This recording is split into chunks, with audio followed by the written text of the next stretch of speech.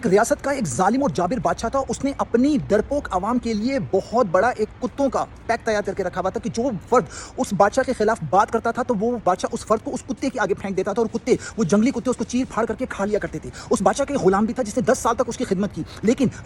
Suddenly اس سے ایک غلطی ہو جاتی ہے۔ بادشاہ کو اتنا غصہ آتا ہے، اتنا وہ طیش میں آتا ہے کہ وہ اس غلام کو سزا سناتا ہے کہ اس کو بھی کتے کے آگے پھینک دو۔ جیسے ہی وہ کتے کے آگے پھینکتے تو وہ غلام گڑ گڑاتا ہے کہ بادشاہ سلامت، یہ کیا، میں نے آپ کی 10 سال تک خدمت کی اور ایک معمولی سی غلطی پر آپ مجھے اتنی بڑی سزا دے رہے ہیں کہ ٹھیک ہے میں آپ کی 10 دن تک سزا مؤخر کر دیتا ہوں۔ وہ 10 دن تک اس کی جو ایڈمنسٹریشن ہے اس کو وہ ڈیوٹی لگاتی ہے کہ ان کتوں کو آپ کو کھانا دینا ہے۔ بہرحال وہ غلام دن رات ان کتوں کی خدمت کرتا ہے اور وہ کتے اس سے مانوس ہو جاتے ہیں۔ 10 دن کے بعد جب وہ سزا کے طور پر اس کو پھینکا جاتا ہے تو سارے مجمع یہ دیکھ کے حیران ہو جاتے ہیں کہ وہ کتے اس کو ٹچ تک نہیں کرتے بلکہ اس کے آگے پیچھے دم ہلاتے رہتے ہیں۔ بادشاہ کو دیکھ کے بہت حیران ہوتی ہے کہ یہ کیا معاملہ ہے، تو وہ غلام کہتا ہے کہ بادشاہ سلامت، میں نے ان کی 10 دن تک خدمت کی، اب یہ مجھے تکلیف نہیں پہنچا سکتے، لیکن افسوس یہ کہ میں نے آپ کی 10 سال تک خدمت کی ہے اور آپ مجھے اتنی بری سزا دے رہے ہیں۔ بادشاہ سلامت بہت زیادہ شرمندہ ہوتا ہے اور اس غلام کو آزاد کر دیتا ہے اور اپنے ظلم اور جبر سے توبہ کر لیتا ہے۔ لیکن کچھ ریاست کے بادشاہ اتنے ظالم اور بے غیرت ہوتے ہیں کہ وہ ان کو سبق سکھانا بہت مشکل ہے جب تک کہ اللہ تعالیٰ کی طرف سے ان کو عبرت کا نشانہ نہ بنایا جائے۔